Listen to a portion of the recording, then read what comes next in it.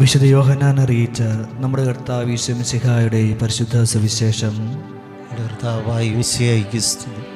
അധ്യായം 5 1 മുതലുള്ള തിരുവചനങ്ങൾ. ഇതിനുശേഷം യഹൂദരുടെ ഒരു തിരുനാളിന് യേശു ജെറുസലേമിലേക്ക് പോയി.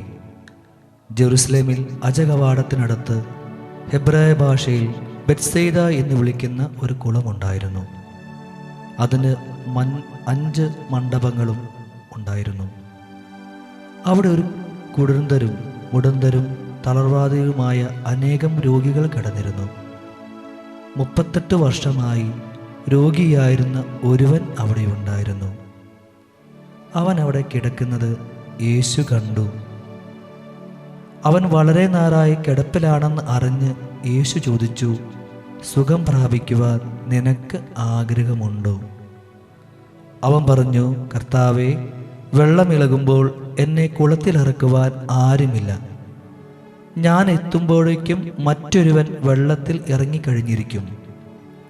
യേശു പറഞ്ഞു, എഴുന്നേറ്റ് കിടക്കയും എടുത്ത് നടക്കുക. അവൻ തൽക്ഷണം സുഖം പ്രാപിച്ച് കിടക്കയും എടുത്ത് നടന്നു. നമുക്കെല്ലാവർക്കും ശാന്തമായി നമ്മുടെ സ്ഥലങ്ങളിലിരിക്കും.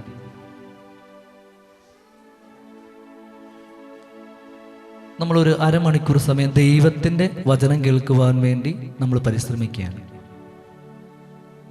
നമ്മൾ വായിച്ചയുടെ സുവിശേഷം എപ്പോഴും നമ്മൾ കേട്ടിട്ടുണ്ട് അല്ലേ? ബെത്സൈദ കുളക്കരയിൽ ഒരു തളർവാദ രോഗി ഉണ്ടായിരുന്നു. ഈശോ വന്നു അവനെ സുഖപ്പെടുത്തി. ഈ ബെത്സൈദ കുളക്കരയിൽ ഒരു പ്രത്യേകത ഉണ്ടായിരുന്നു. നമ്മളിപ്പം വിചാരിക്കും 2000 വർഷങ്ങൾക്ക് ശേഷമാണ് നമ്മൾ ഇവിടെ ആയിരിക്കും. അപ്പം നമ്മൾ ചിന്തിക്കും ആ കുളം എങ്ങനെ ഉണ്ടായിരുന്നു. നിങ്ങളൊന്ന് ആലോചിച്ച് നോക്കിയേ, 2000 വർഷങ്ങൾക്ക് മുമ്പ് മെഡിക്കൽ ഫീൽഡ് ഇത്ര വളർന്നിട്ടൊന്നുമില്ല. വലിയ ഡോക്ടർമാർ, കുറേ ഡോക്ടർമാരോ നേഴ്സുമാരോ അങ്ങനെയൊന്നുമില്ല. ആളുകൾ സൗഖ്യം പ്രാപിച്ചിരുന്നത് എങ്ങനെയാണ്? ഇങ്ങനെയുള്ള കുളങ്ങളുടെ തീരത്ത് പോയി സൗഖ്യം പ്രാപിച്ചുകൊണ്ടിരുന്നു. ഈ ബെത്സൈദ കുളത്തിനൊരു പ്രത്യേകത ഉണ്ടായിരുന്നു. ഈ കുളത്തിൻ്റെ തിര ഇങ്ങനെ ഇളകുമ്പോൾ ആരാണോ ഫസ്റ്റ് അതിലിറങ്ങുന്നത് അയാൾ സൗഖ്യം പ്രാപിക്കും. ആരാ സൗഖ്യം പ്രാപിക്കുന്നത്? ഫസ്റ്റ് ഇറങ്ങുന്ന ആളാണ് സൗഖ്യം പ്രാപിക്കുക. സെക്കൻഡ് ഇറങ്ങിയാൽ സൗഖ്യം പ്രാപിക്കില്ല.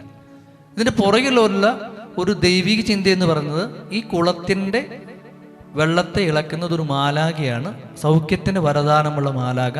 എപ്പോൾ ആ മാലാഖ വെള്ളം ഇളക്കുമ്പോൾ ആര് ഫസ്റ്റ് ഇറങ്ങുന്നോ അവർ സൗഖ്യപ്പെടും.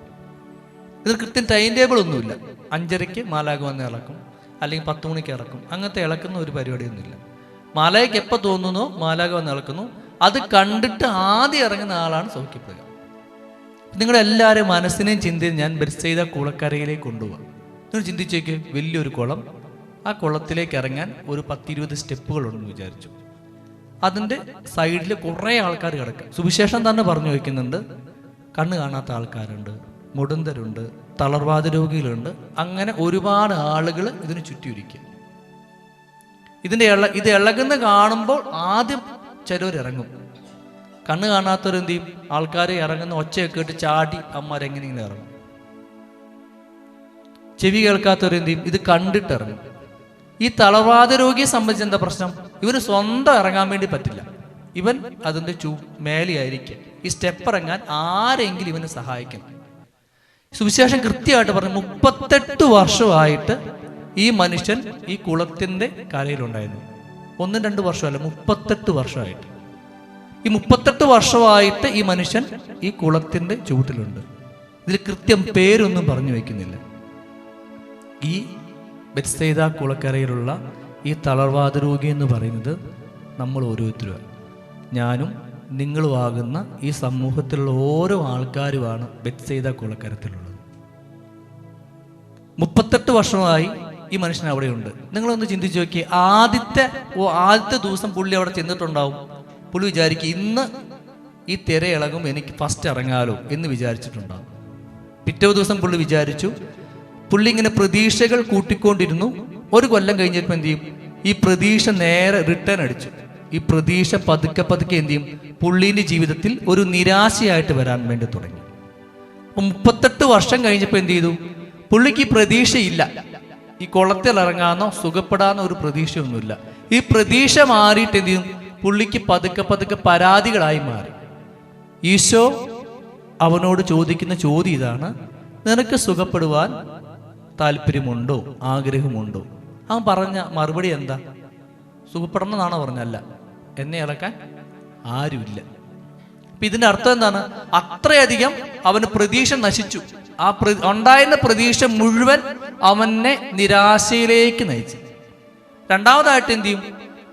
ഈശോ അവനോട് സുഖപ്പെടാൻ ആഗ്രഹം ഉണ്ടോ എന്ന് ചോദിക്കും. അവൻ പറയുന്നത്, അവന്റെ ഒരു പ്ലാനാണ് പറയുന്നത്, എന്നെ കുളത്തിലിറക്കാൻ ആരുമില്ല. ചില ആൾക്കാർക്ക് എന്താണ്? അവർക്ക് ഒറ്റ പ്ലാൻ ഉണ്ടാവും. ദൈവത്തിന് അവരെക്കുറിച്ചുള്ള പ്ലാനല്ല അവർ ചിന്തിക്കുന്നത്. അവരുടെ മനസ്സൊരു പ്ലാനുണ്ട്. ആ പ്ലാനായിട്ട് ഇങ്ങനെ മുന്നോട്ട് പോകണം. ഞാൻ അറിയുന്ന ചേട്ടനുണ്ട്. ആ ചേട്ടൻ ഒരു ബിസിനസ്സൊക്കെ നടത്തി പൊളിഞ്ഞുപോയി. വാഴ ബിസിനസ്സായിരുന്നു. ഫേമസ് ആയിട്ട് വാഴ വിൽക്കുന്ന ഒരാളായിരുന്നു. പൊളിഞ്ഞുപോയി, കുറേ കടവായി, പിന്നെ കുറച്ച് പൈസ ഉണ്ടാക്കി. പിന്നെ പുള്ളിക്ക് ആകെയുള്ളൊരു ഐഡിയ എന്ന് പറഞ്ഞിട്ട് എങ്ങനെയെങ്കിലും ഈ കൃഷിയിലൂടെ പൈസ കിട്ടണം. കൃഷി കൊണ്ട് നഷ്ടപ്പെട്ടു പോയ പൈസയൊക്കെ തിരിച്ചു പിടിക്കാൻ വേണ്ടി ഇതും കൃഷി ചെയ്യാൻ വേണ്ടി തുടങ്ങി. കർണാടകത്തിൽ പോയി 10 ഏക്കർ സ്ഥലത്ത് ഇഞ്ചി തുടങ്ങി. അത് പകുതിയായി, വിളവെടുക്കുന്ന മുമ്പ് അടുത്ത സ്ഥലത്ത് പോയിട്ട് സ്ഥലം മേടിച്ച് കൃഷി തുടങ്ങി. പുള്ളിക്ക് ആകെയുള്ളൊരു മൈൻഡ് എന്ന് പറയുന്നത് എങ്ങനെയെങ്കിലും കൃഷിയിലൂടെ പുള്ളിക്ക് പൈസ ഉണ്ടാക്കണം. ഇതുപോലെ ഈ തളർവാദ രോഗിന് മനസ്സ് ഇതേപോലെയായി, എങ്ങനെയെങ്കിലും കുളത്തിലിറങ്ങണം. അവൻ ആകെയുള്ളൊരു ഐഡിയ കുളത്തിലിറങ്ങുക, സുഖപ്പെടുത്തുക. അതിൽ അവനെക്കുറിച്ചുള്ള പരാതി എന്നെ കുളത്തിലിറക്കാൻ ആരുമില്ല. ഞാൻ അറിയുന്നൊരു വീട്ടിലെ കല്യാണം കഴിഞ്ഞ് കുറച്ച് വർഷങ്ങളായി. മരുമോൾക്ക് മനസ്സിൽ ഒറ്റ ഐഡിയ ഉള്ളൂ, എങ്ങനെയെങ്കിലും സന്തോഷത്തോട് ജീവിക്കണം. അതുകൊണ്ട് എന്ത് ചെയ്യണം? ഈ ഭർത്താവിൻ്റെ വീട്ടിൽ നിന്ന് മാറി വേറെ എങ്ങോട്ടെങ്കിലും പോകണം. അവൾ ആകെയുള്ള മനസ്സിലുള്ള ഐഡിയ എന്ന്, അവൾ സന്തോഷത്തിൽ ജീവിക്കാൻ വേണ്ടി അവളുടെ മനസ്സിലുള്ള ഒറ്റ ഐഡിയ ഉള്ളൂ, എങ്ങനെയെങ്കിലും ഈ ഭർത്താവിനെയും പിള്ളേരെയും വിളിച്ചുകൊണ്ട് ഈ വീട്ടിൽ നിന്ന് മാറി താമസിക്കണം, വേറൊരു വീട്ടിൽ പോയി സെറ്റ് ചെയ്യണം. അങ്ങനെയാകുമ്പോൾ എനിക്ക് സന്തോഷത്തോടെ ജീവിക്കാം.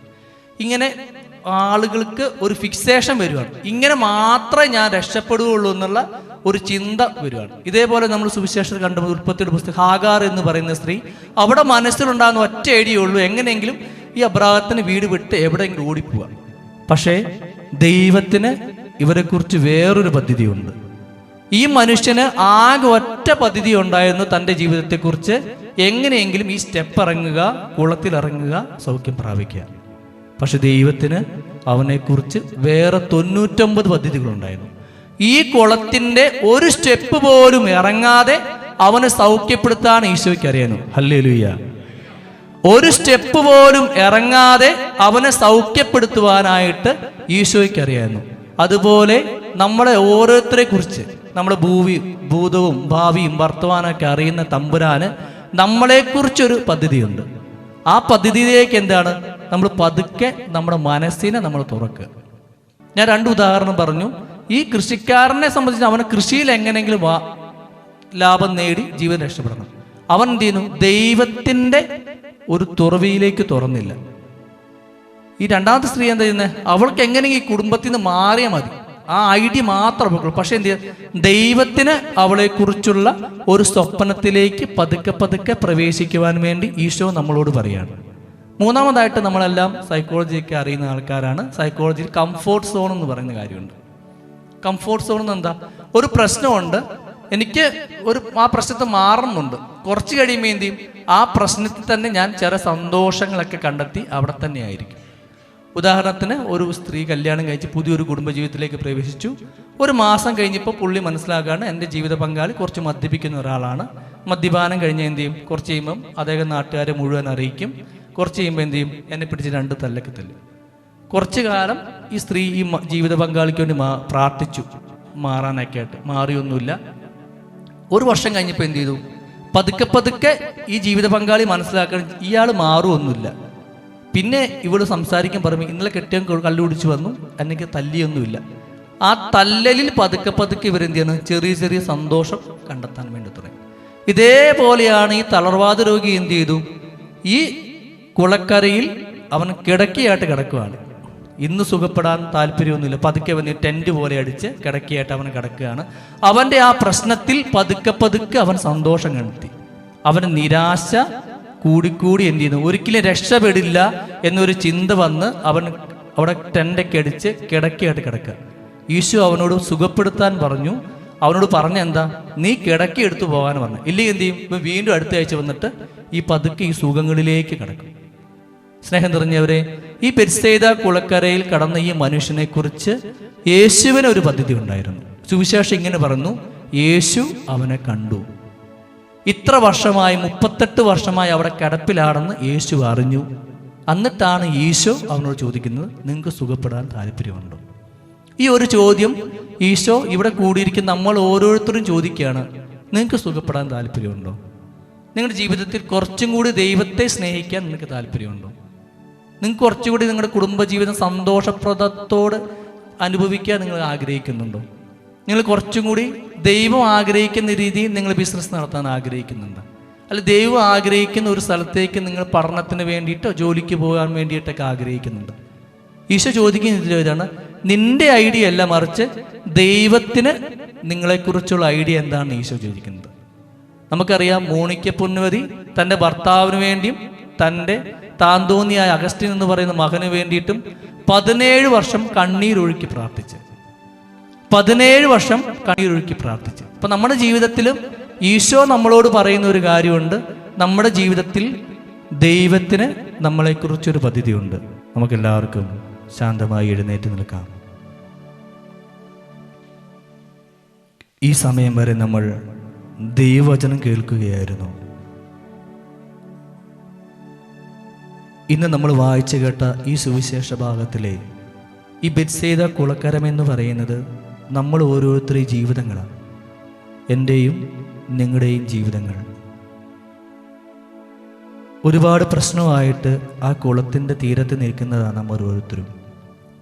ചിലർക്ക് സാമ്പത്തികമായ പ്രതിസന്ധിയാകാം, ചിലർക്ക് അവരുടെ രോഗങ്ങളാകാം, ചിലർക്ക് അവരുടെ കുടുംബജീവിതത്തിലെ പ്രശ്നങ്ങളാകാം, ചിലർക്ക് അവരുടെ ഭാവിയെക്കുറിച്ചുള്ള ആകുലതകളാകാം, ചിലർക്ക് വിദേശത്ത് പോകാൻ വേണ്ടി, പഠനത്തിന് വേണ്ടി, ജോലിക്ക് വേണ്ടിയുള്ള പ്രശ്നങ്ങളാകാം, ചിലർക്ക് അവരുടെ ആധ്യാത്മിക ജീവിതത്തിലെ പ്രശ്നങ്ങളാകാം, ചിലവർക്ക് അവരുടെ മാനസികമായ ബുദ്ധിമുട്ടുകളാകാം. ഈ കുളത്തിൻ്റെ തീരത്തിരിക്കുന്നവരാണ് നമ്മൾ ഓരോരുത്തരും. നമ്മുടെ മനസ്സിലൊരു പദ്ധതിയുണ്ട്, എങ്ങനെയെങ്കിലും ഇതിൽ നിന്ന് രക്ഷപ്പെടണം. അത് നമ്മൾ കണ്ടിരിക്കുന്ന ഒരു കാര്യമുണ്ട്. ചിലപ്പോൾ ചിലവർക്ക് കാനഡയിൽ പോകണം, ചിലർക്ക് വീട് മാറണം, ചിലർക്ക് വേറെ ബിസിനസ് തുടങ്ങണം. നമ്മുടെ ആ പദ്ധതികളെല്ലാം നമ്മുടെ മനസ്സിലേക്ക് കൊണ്ടുവരാം. നമ്മുടെ ആ പ്രശ്നത്തിൽ നിന്ന് മാറാനുള്ള നമ്മുടെ പദ്ധതികളൊക്കെ നമുക്ക് മനസ്സിലേക്ക് കൊണ്ടുവരാം. ആ പദ്ധതികളെല്ലാം നമ്മൾ ഒരു സൈഡിൽ നമ്മുടെ മനസ്സിനെ കോണി വയ്ക്കുക. എന്നിട്ട് നമ്മൾ നമ്മളോട് ചോദിക്കുക, ഈ പ്രശ്നത്തിൽ നിന്ന് മാറാൻ ഈശോയ്ക്ക് എന്നെക്കുറിച്ചുള്ള പദ്ധതി എന്താ? ഈ പ്രശ്നത്തിൽ നിന്ന് മാറാനായിട്ട് ഈശോയ്ക്ക് എന്നെക്കുറിച്ചുള്ള പദ്ധതി എന്താ? 38 വർഷമായി ഈ കുളത്തിൻ്റെ തീരത്ത്, ഈ കുളത്തിലിറങ്ങിയാലേ സൗഖ്യപ്പെടുന്നു വന്ന ചിന്തയോടുകൂടി പദ്ധതി മെനഞ്ഞ ഒരു മനുഷ്യൻ ഈശോ കുളത്തിൻ്റെ ഒരു സ്റ്റെപ്പ് പോലും ഇറക്കാതെ, ഈ കുളത്തിൽ ഒരു സ്റ്റെപ്പ് പോലും ഇറക്കിയില്ല ഈശോ. അല്ല, ഈശോ ശിഷ്യന്മാരോട് പറഞ്ഞു, നിങ്ങൾ പിടിച്ച് അവനെ ആദ്യം ഇറക്ക്. അങ്ങനെയൊന്നും ഈശോ പറഞ്ഞില്ല. ഈശോ എന്ത് ചെയ്തു? അവന് വേണ്ടി വേറൊരു പ്ലാൻ ഉണ്ടാക്കിയിട്ടുണ്ടായിരുന്നു. നമുക്കെല്ലാവർക്കും നമ്മുടെ മനസ്സിനെയും ശരീരത്തെയും നമ്മുടെ ബുദ്ധിയെയും ചിന്തയും എല്ലാം പരിശുദ്ധാത്മാവിൽ നമുക്ക് വിട്ടുകൊടുക്കാം. നമുക്ക് പതുക്കെ ഈശോയെ ചോദിക്കാം, ഈശോയെ, എൻ്റെ ജീവിതത്തെക്കുറിച്ചുള്ള നിന്റെ പദ്ധതി എന്താ? ഈ ബെത്സയിദ കുളക്കരയിലെ തളർവാദ രോഗി പോലെ ഞാൻ എൻ്റെ ജീവിതത്തിലെ പ്രശ്നങ്ങൾ പേറിക്കൊണ്ടിരിക്കുക. കുറേ കൊല്ലമായിട്ട് ഞാൻ ഇതിനു വേണ്ടി പ്രാർത്ഥിക്കുക. 10, 20, 30 വർഷമായിട്ട് ഞാൻ പ്രാർത്ഥിച്ചുകൊണ്ടിരിക്കുക. ഒരു മാറ്റവും ഇല്ല. ഈശോയെ, ഈ പ്രശ്നത്തിന് മേൽ നിനക്ക് സൗഖ്യം നൽകാനുള്ള കഴിവുണ്ടെന്ന് ഞങ്ങൾ വിശ്വസിക്കുന്നു. Hallelujah, hallelujah.